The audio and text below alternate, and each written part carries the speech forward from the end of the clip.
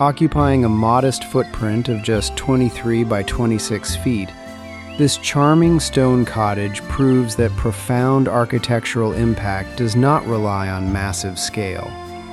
The warm-toned, structured tiled roof provides a pleasing geometric anchor amidst the wild, organic sprawl of the surrounding floral garden. Furthermore, this compact layout intentionally pushes the living experience outwards, effortlessly elevating a simple gravel courtyard into the primary stage for al fresco relaxation.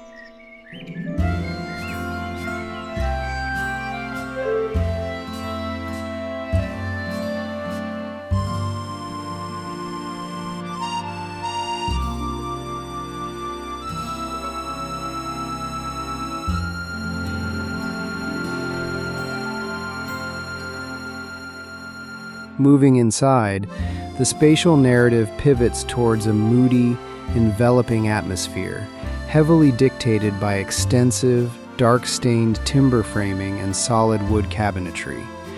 Rather than fighting these historically weighty elements with stark white tones, the design brilliantly leans into the depth by introducing a pervasive, sensory palette of lavender and amethyst.